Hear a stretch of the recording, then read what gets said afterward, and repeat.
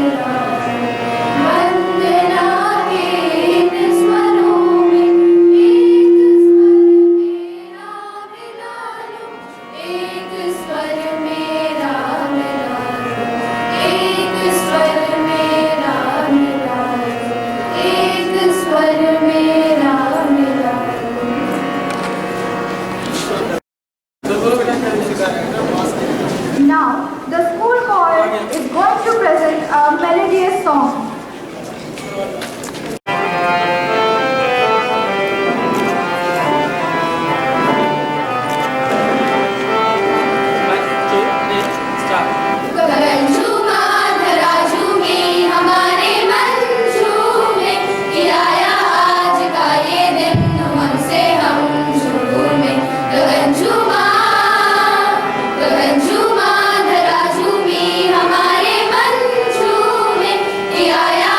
आज का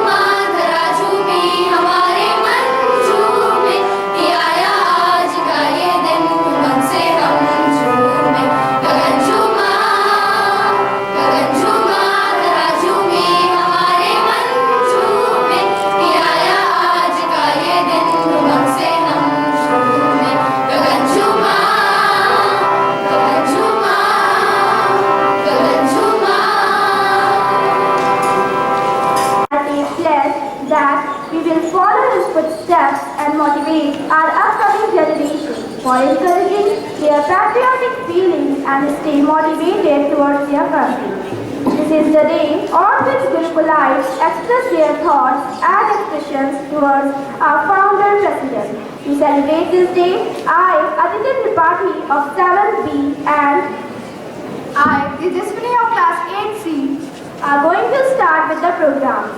Students of 6 are going to present poems on the 5 elements that are fire, water, earth, sky and air. It is said that the earth is the composition of these 5 elements, from which participants of class 6A are going to recite the poem Asman. विद्यार्थी आज सबके समक्ष एक कविता प्रस्तुत करने जा रहे हैं जिसका शीर्षक है आसमान। सुबह समय पर उठकर देखा नीला आसमान है छाया, नीले नीले आसमान में छोटे बड़े परिंदों का है आना। सूरज जब आसमान में आता हर जगह नई सुबह है लाता, चिड़ियों की चहचहाट है होगी और रोज भी दिखे हैं मोती। आसमान है कितना सुंदर रात होते ही लगता है डर, चंद्रमा भी आसमान में आता है तारों के संग हर पल। रात समय में आसमान पर छोटे छोटे प्यारे प्यारे दिखते हैं कितने सारे, टिमटिमाते तारे ही तारे। बारिश होती मेघ है आते, नीले आसमान बादल से ढक जाते, सूरज चंदा और सितारे बादलों के पीछे छिपे हैं सारे। मेघक कोयल पपीहा मोर झूम उठे हैं चारों ओर, मेघ देखकर मोर है नाचे, पपीहा भी पीहू पीहू है गाते।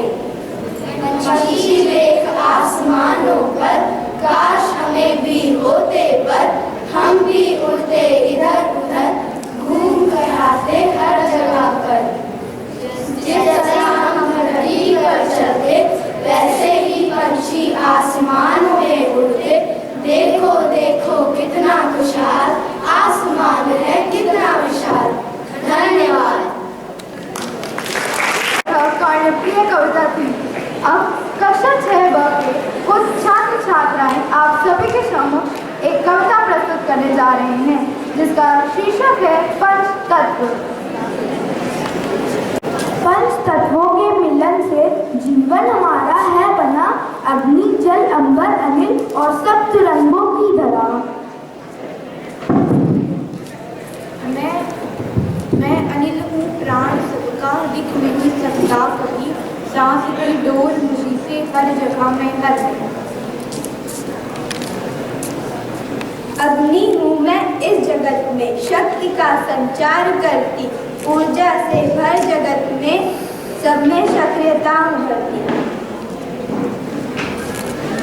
मैं जल हूँ रस से भरा प्राणियों का हूँ रसायन, मुझसे ही जीवन है सबका ये धरा मुझसे ही पावन।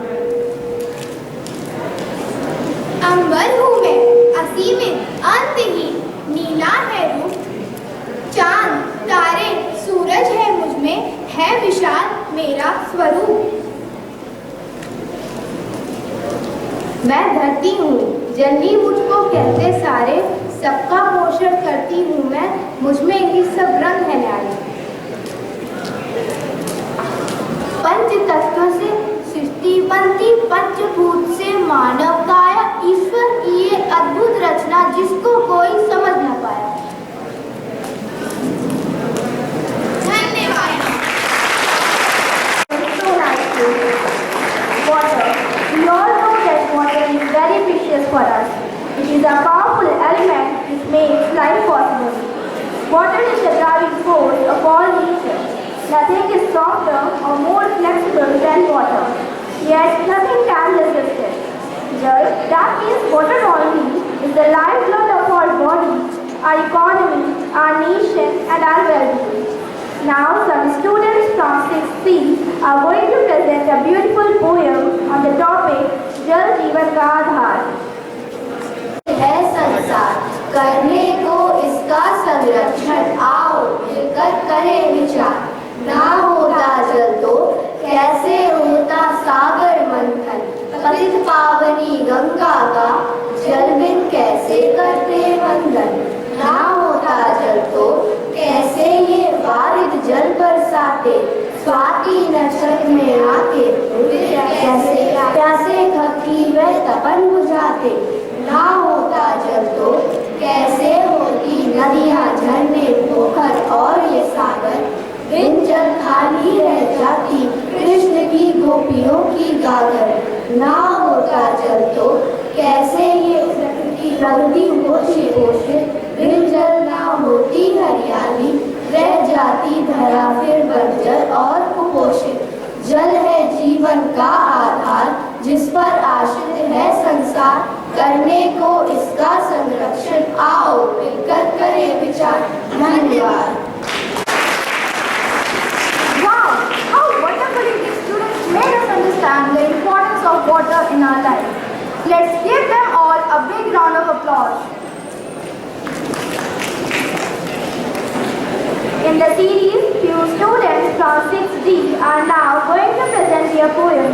The name of the poem is Life and the Five Elements. Good morning everyone. We the students of class 6D are going to present a poem before you. The topic of our poem is Life and the Five Elements, written by Dr. Yogesh Sharma. Five kind sisters and brothers, water, air, fire, earth and sky one, moving and pushing the life, full of sorrow and fun. Five rosy sisters and brothers, in days from creation to today's days, developing and developing everything for life's happy fix. Five kindness sisters and brothers, from evolution to today's dream, water, air, energy, food and environment, enough for life being. Five kindness sisters and brothers, from hell to heaven, each life that calls, I say, climbs and search of dream. Five endless sisters and brothers, none is the youngest or oldest one, and nobody can take her place. Nobody is near or near done. Five omnipresent sisters and brothers, but free from clutches of time and age. Nobody can stop and engage them, but all are under their bondage. Five dancing sisters and brothers, of life and life nothing more, son of new life so gracious and majestically rises so much before. Five mighty sisters and brothers, their age will never mind, universe jogs along with them like the rest of humankind. But the miracle and the wisdom of life, sisters and brothers, nobody knows, but the puzzle remains unsolved, how the world goes. Thank you.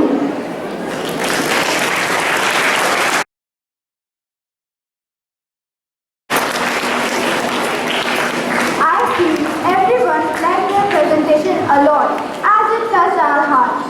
In such an awesome way, the students explained about the life and its five elements: water, air, fire, earth and sky. We all must respect these elements as they are very important and powerful as they make life possible.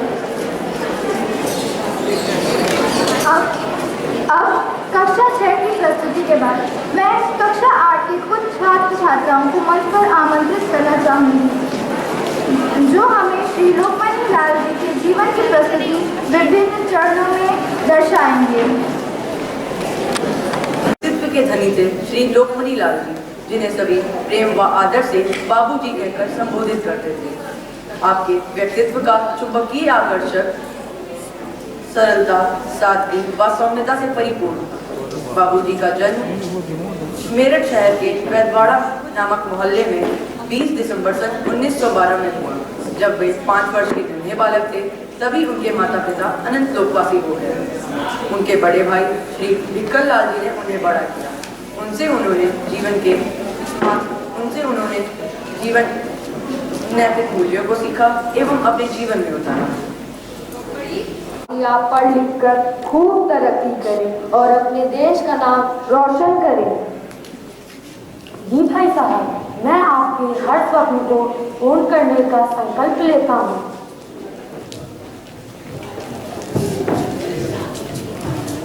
Rukmini Lal ji सदैव सत्य, स्नेह, मानवता व कर्तव्य निष्ठता के मार्ग पर चलते रहे। उन्होंने जीवन भर मानवता की हर प्रकार से सेवा की। शिक्षा के महत्व को समझते हुए उन्होंने कड़ी मेहनत से शिक्षा प्राप्त की।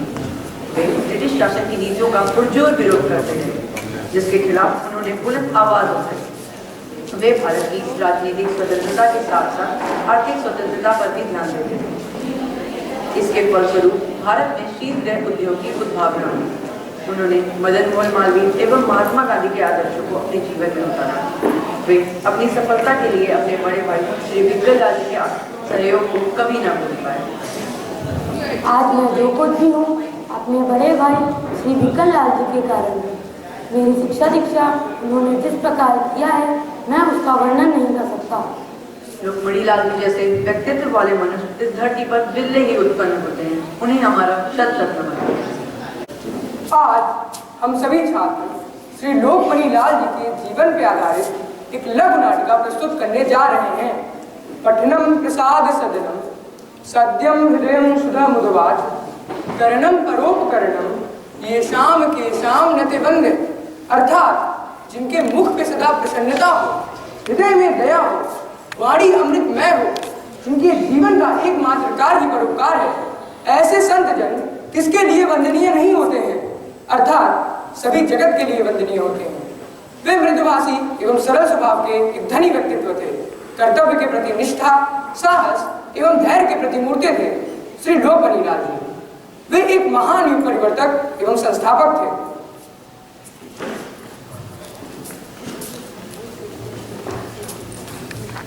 यह सत्य है कि वे सरल और निष्कपट थे।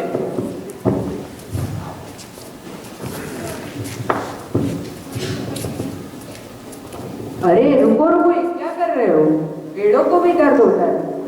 अक्सर पेड़ नहीं काटेंगे और प्रत्येक व्यक्ति को अपने जीवन काल में एक पेड़ लगाना ही चाहिए। वे प्रकृति और पर्यावरण के प्रति भी जागरूक थे। वे नित्य नई योजनाओं के कार्यान्वयन के लिए प्रयत्नशील थे। वे एक सच्चे वैज्ञानिक थे। आलू के भंडारण के लिए वे सदा चिंतित रहते थे। नवीन शोध एवं अध्ययन के पश्चात एक बड़े शीतगृह का निर्माण करने का निश्चय किया और भारत को एक स्वदेशी कोल्ड स्टोरेज उपलब्ध कराया। हाँ मित्र, आज पृथ्वी की दशा अकथनीय है। मानव पृथ्वी की संतान है और ये नित्य प्राकृतिक संसाधनों का दुरुपयोग करते हैं, परंतु वे जीवन में ऊर्जा के महत्व को समझते थे और उन्होंने ऊर्जा के वैकल्पिक स्रोत की तलाश की। उनका मानना था कि मनुष्य का जीवन पृथ्वी की गोद में ही सुरक्षित है।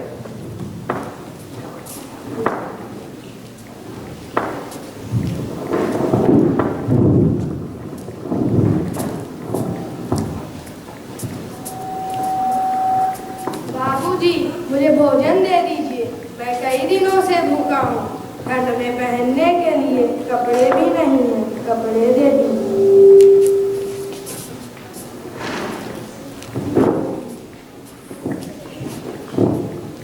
ये लीजिए अनाज और कपड़े।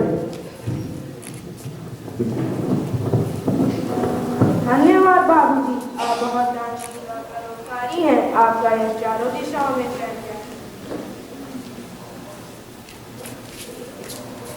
ऐसे कर वीर को शत शत नमन। मित्र, निर्धनता सभी विपत्तियों का निधान है। निर्धन एवं दरिद्र व्यक्ति को सामान्य प्रतिष्ठा प्राप्त नहीं होती है। श्री लोकमणि लाल जी हमेशा गरीबों एवं ब्राह्मणों को दक्षिणा में अन्नदान करते थे। कुलीन परिवार में जन्म लेने पर भी वे किसी साधुजन से कम नहीं थे। हमें भी इनके जीवन से अवश्य प्रेरणा लेनी चाहिए। हाँ मित्र, वे सादा जीवन एवं उच्च विचार में अटूट विश्वास रखते थे। भारतीय संस्कृति एवं वेशभूषा के अनुरूप ही जीवन यापन करते थे। उनके व्यक्तित्व में बनावटीपन नहीं था। हमेशा खादी का कुर्ता एवं धोती पहनते थे। वे एक आदर्श पुरुष थे जिनके रोम रोम में परमार्थ की भावना विद्यमान थी। वे अतिथियों को भी देवतुल्य मानते थे। समाज के महानायक के रूप में उन्होंने केसर भवन का भी निर्माण करवाया। ऐसे महामना को हम सभी का शत शत नमन है।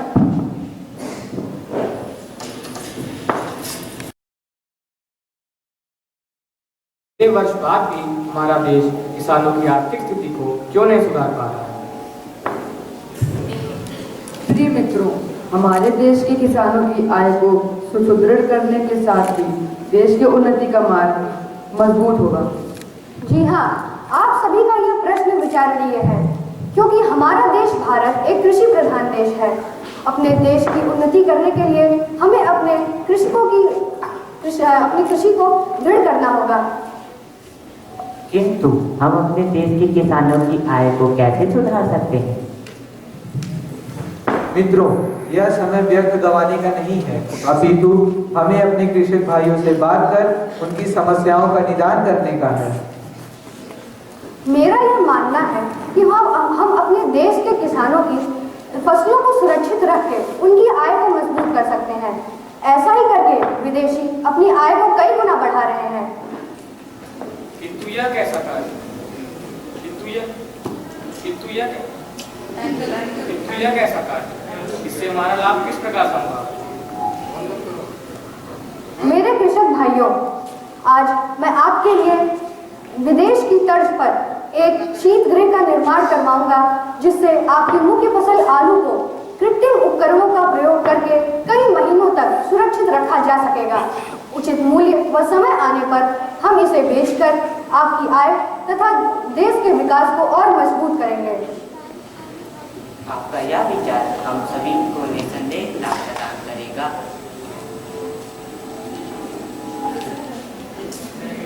अपनी सारी संपत्ति व कर्ज लेकर अपने इस महत्वाकांक्षी योजना को साकार करते हैं। देश के किसानों की आय को मजबूत करने के लिए उन्होंने देश का प्रथम शीत गृह समर्पित किया। सभी साथी मिलकर श्री लोकमान्य लाल जी को धन्यवाद ज्ञापित करते हैं।